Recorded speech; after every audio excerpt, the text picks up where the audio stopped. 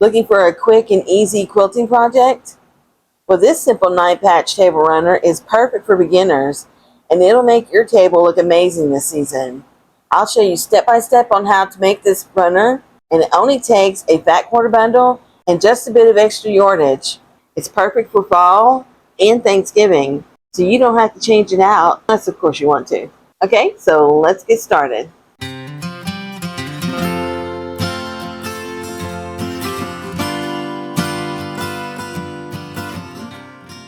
So to get started, you're going to need a fat quarter bundle with fall-like colors. Now this one I got from Walmart.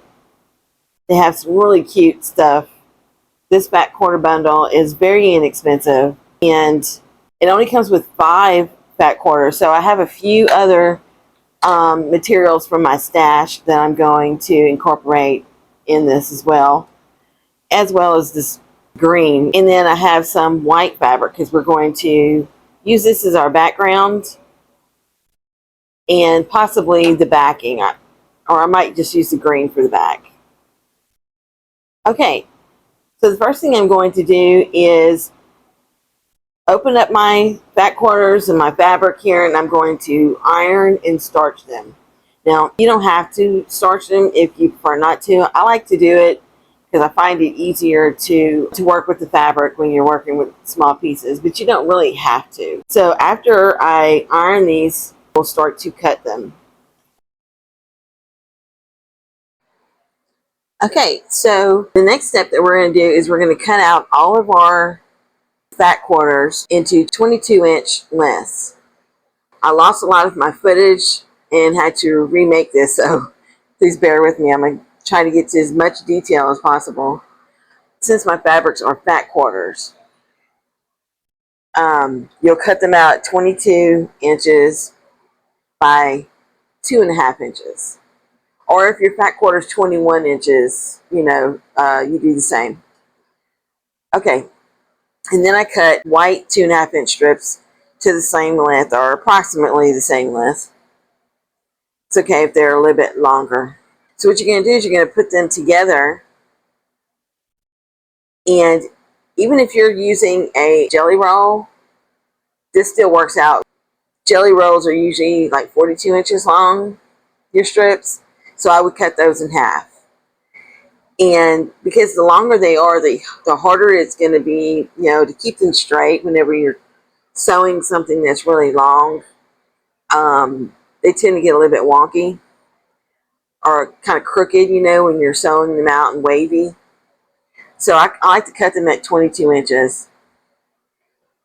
And if you do have a jelly roll, you probably have a lot more variety of colors than what I have, because I only have like about 8 or 9 different colors that I'm using. So I'm going to sew these together. I'm pairing them a white strip with a color or pattern strip. And then when I'm done sewing this strip and all my strips like this, I'm going to cut them in half again so that they're at least 10.5 inches long. And I've already done that with some of these right here. I've cut this one at 10.5. Now, the other one like this, I'm going to pair with another white strip. Like this. So that I have just one in the middle. That'll be a middle block.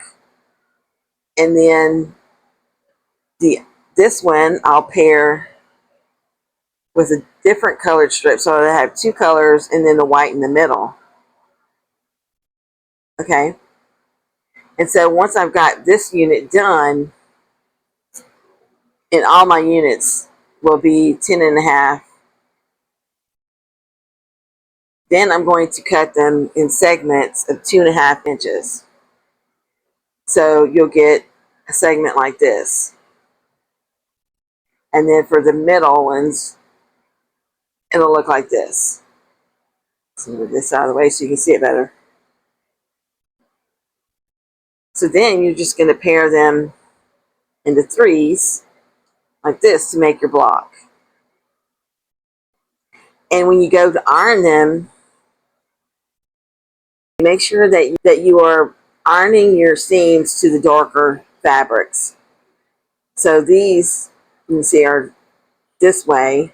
The middle one will go towards the middle block, your seams. And then this one again to the outside. That way when you go to pair them up to sew them, your seams are opposite. Then you'll just take them and nest those seams together where you're just putting them right next to each other. And I always turn mine over like this so that I can see it, that they're just right next to each other. And you can also feel it with your finger because it'll be nice and flat. If they were overlapping, you'd be able to feel it. It would feel a little bit bumpy. So I'm just going to stick my clip over it like that. And then I'll go to the other side and do the same thing. Making sure I nest it right next to it. And then I turn it, make sure. And then I'll clip that. Okay, and then when you're looking at it like this, you see there's a gap here. And that will happen sometimes. So what you want to do is when you take it to your sewing machine, you put that gapped part down. So that when you're sewing your 1/4 inch seam, your machine will pull this gap and straighten it out for you. So that when you're done sewing all these together, all of your seams will match up. Like that. Okay. So I'm going to go into the machine. I'm going to sew all of my units together to make these 9-patch blocks. And then I'll show you how to make the next block. Okay, for your next block, you're going to take your 2.5 by 6.5 inch strips. Okay, so then we're going to pair this with our accent block. Let's see. I've already sewn all of my blocks, so I don't have another one just like this, but I'll show you with one of these other middle ones. So you're just going to take your whichever one that you decided that you wanted in the middle. Now I've done the same block in each of mine because I wanted just this particular plaid block. But if you want to do all different colors, you can do all different colors for this block. And you're just going to take them and you're going to sew them together. And because there's no seams here, you don't have to worry about nesting any seams. You're just going to take it to the sewing machine and you put a couple clips in it if you want to hold it, or some pins, and sew each of these together to make your block. And this is what your block will look like. Okay? So now we're going to go and we're going to sew all of these. We're going to lay them out and decide how we want our rows to look. So I've got some here. And just going to lay them out like this.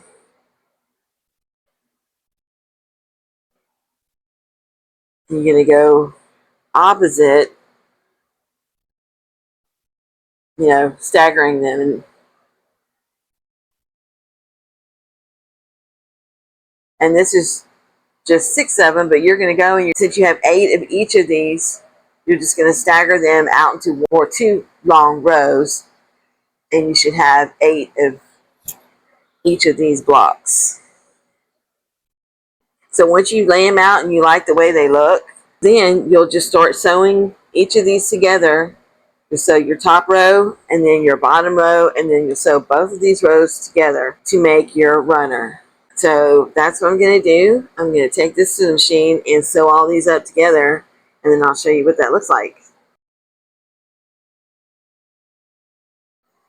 Okay, so I've sewn our runner together. All you have to do whenever you're sewing your 2 rows together is just match the one seam at the end of each of these blocks. So it's a lot easier than matching, you know, like a bunch of them. So I just basically, you know, had them turn in all the same direction. So when I go to iron it, all I have to do is just iron it all in one direction. Okay, so now we're going to make our sashing. I'm going to put like a 2-inch sash all the way around, just to kind of set everything apart. See, so I'm measuring it out. It measures, it's 24 there. Yeah, it measures out to about 48 inches long. So with our sash, probably going to be about 52 inches long. And then our width should probably, let's see, I'm sure it's about 12 inches. Yeah, width is about 12 1/4 inch. With the sashing should be about 16, or between 15 and 16 inches, because you got to count for the seam allowance. So it makes a pretty good, you know, length and width for a runner. And I decided to make my sashing out of this fabric. And I'm not sure if I'm going to have quite enough to go all the way around. So I've also cut out a few strips of a different fabric. And that's just because of the amount of fabric that I have left in, you know, as far as back quarters go. If you have some longer strips, you probably can do it all in one color. I think I'm going to do the ends in this orange color. Okay, and I've already cut my sashes out. So the first thing I'm going to do is sew my sashes together, and I'm just going to do them end to end. I'm not going to miter these at all. Just going to sew them like this end to end. But before I do that, because I want to sew 2 of them together for each side, I'm going to take one of my strips, because I have 6 strips here, and I'm going to cut this in half to make sure that my strips are at least 48 inches long. I'm going to cut out of these 2 strips another piece to go on each side. So I've got 3 strips for each side. So what I'm going to do is I'm going to sew 3 strips together end to end. And then I'm going to center them on each side of my runner. And then I'm going to sew it on my runner. And whatever's left that's excess on the ends, I will cut those off. And if I have enough, I will use them for the ends of my table runner.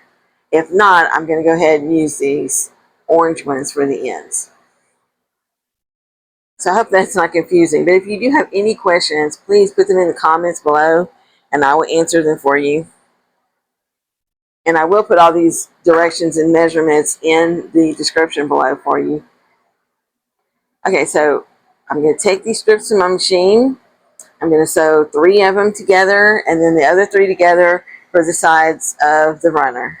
Okay, so I have sewn both of my strips to the longer sides of the runner. And now I'm going to cut them evenly right here. Okay, and so you'll just want to open these up,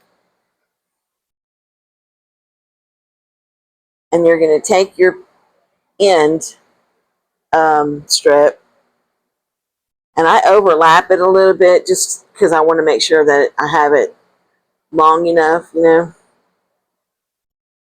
And then I'll pin it or clip it all the way down the end. I don't know if you can see the other end on your, see on the camera. But yeah, and then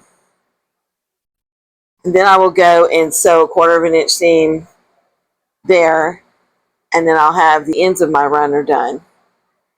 And then I'll just cut off the excess that will be hanging from the top and the bottom. So I'm going to do that, and when I get back, I'll show you how I'm going to piece the back of the runner. Okay, so I've sewed the sash onto the ends of each side of my runner. This is the other end.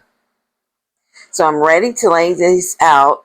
I'm just going to set this one aside. I want to show you how I pieced the back. Now for the back, I just took out all the extra 9 patches that I made and sewed them together, and I added also a little bit of the just the 3 unit patches so that I could make this section big enough, and it measures out to like 22 by 18 and a half. And then I took the green fabric that I had left over and I cut them in 2 sections. One is like 17 by 18 and a half, and so is the other side. And so I'm just going to take them to my machine, and I've already got it lined up and ready to go, and just sew my 1/4 of an inch seam to attach all of this together. And this should make my back long enough for the front of my runner, and it'll be just a little bit wider and longer than the runner itself. And then I'm going to cut a piece of batting about the same size as the backing. You can cut it maybe like an inch less than the backing on all sides. Once the back is done, I'll measure it out, and then I'll figure out what size I need to cut my batting, and then we'll layer it all up together and quilt it. So I'm going to go and sew the back, and then I'm going to iron it all out and get it ready to lay out, and I'll be back here to show you how to do that. Okay, so I've sewn my pieces together. I'm going to fold this up and set it aside, and I'm going to iron the top of the runner, and I'll do this off camera, but I just wanted to show you that once you have both your back and your top ready to go, then we can start to layer everything together. But I just wanted to give you a tip. So as you can see, just putting 6 of these 9 patch boxes together, you can make a placemat out of them.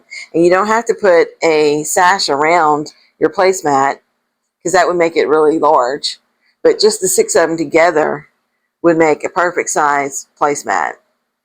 And then you just back it with, your backing and batting, and quilt it, and then bind it just as you would your table runner.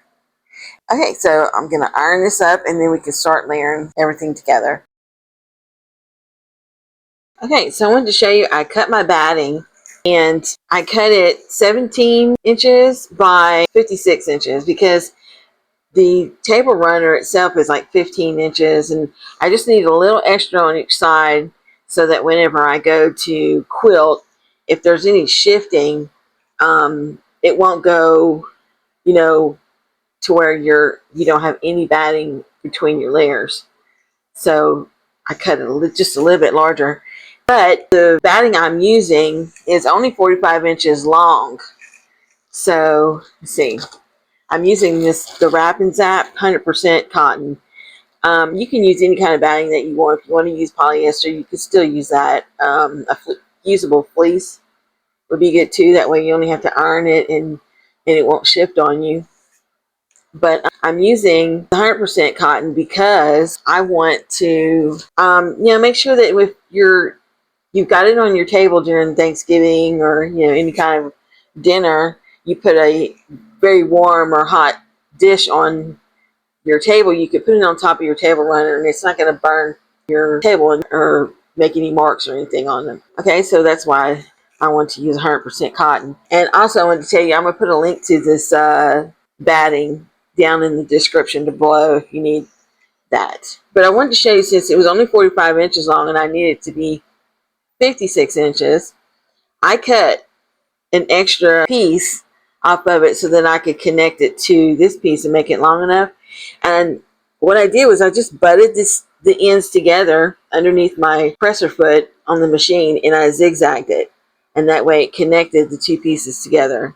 And it's a nice little, neat little trick in order to make your batting long enough. Okay, so now all we have to do is start layering all of our layers together and baste our runner.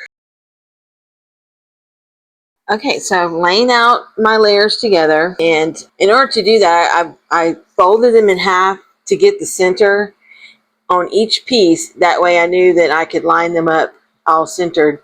together. And then, so now all I need to do is baste them and then start to quilt it.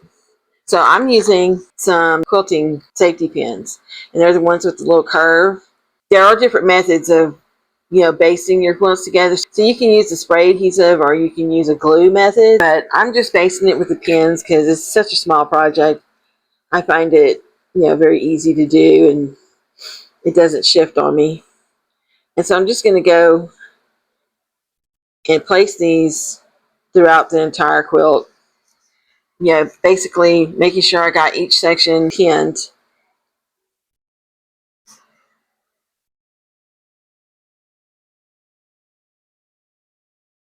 This.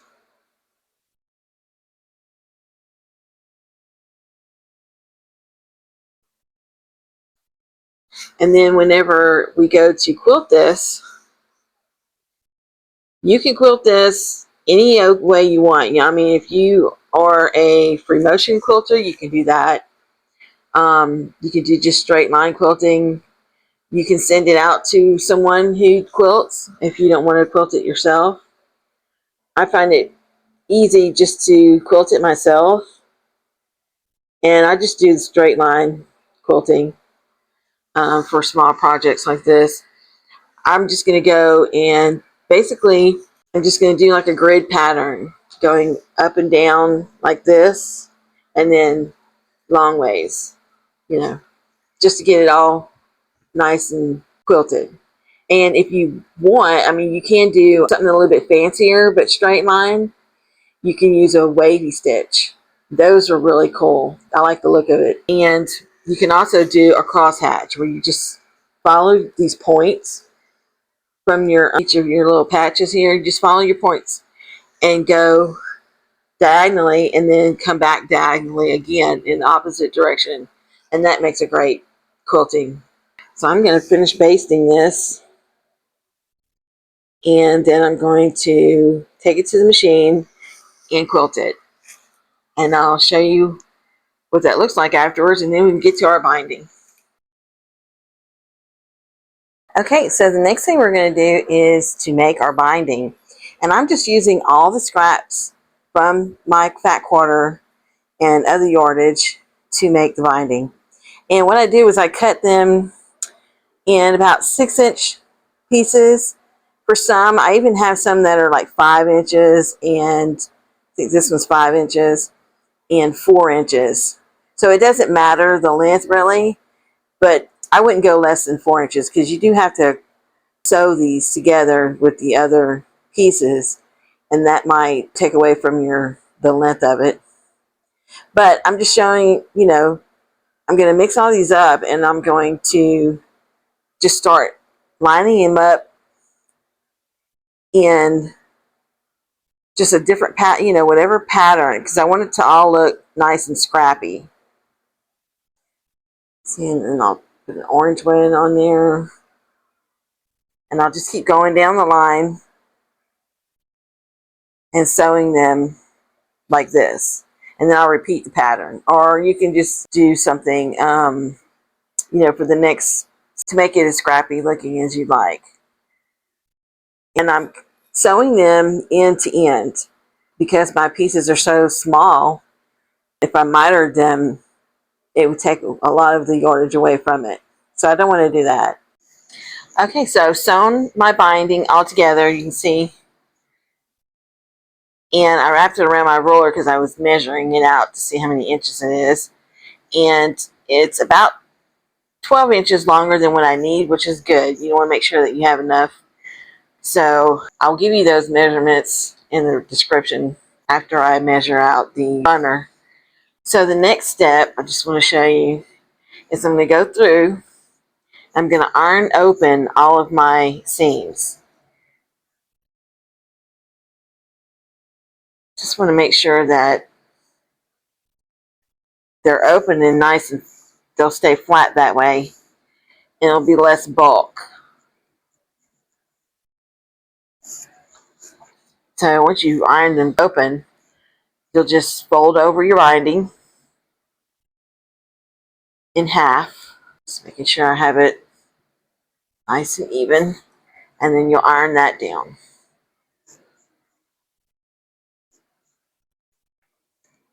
And you're going to do the entire length of your binding.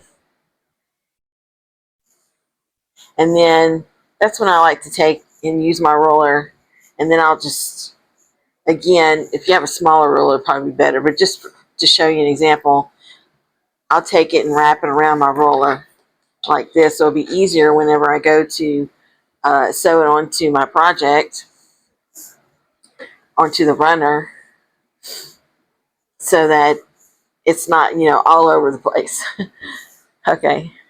I mean, you can do it that way if you want. You just drop it to the floor and then just, you know, feed it in as you wrap it around your runner. Okay, so I'm going to do this and then we'll get to the binding. So I quilted the runner, and all I did was do a grid, you know, you can see on the back, where I just went in between each of these blocks like this. Okay, and then I sewed a scant 1/4 inch seam on the outside of the border so that it would stay in place for me to cut it, and I trimmed it all up. Now that we've done that, all we need to do is put on our binding. So I've got the binding all ready, and I'm going to sew this actually to the back of the runner because I want to turn it. When you sew it to the back, you turn it over to the front, and then you can sew your binding down to the front. And you can use a straight stitch. You can also use a decorative stitch on this edge if you want. So whichever you prefer. But I just want to show you before I start doing this that I'm going to start my binding probably about a little bit towards the middle ways down. And I'm going to leave about 6 or 7 inches. So I'll just go and mark this about 6 to 7 inches down with a clip. And then I'm going to start here. I want to leave this loose so that whenever we go to connect our binding together, we have plenty of room to do that. Okay? And once I've sewn this all down, I'll come back and I'll show you how we're going to connect it so that you can see how I do that. Okay, so I lost my footage where I showed you how to connect the two pieces. So I'm just going to show you on this pot holder that I was making with the same fabrics.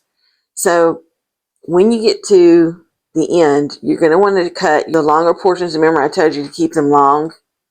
So when you get there, you just want to cut it, each piece, well, this piece about 2 inches. And then you're going to take this piece and you're going to open it up.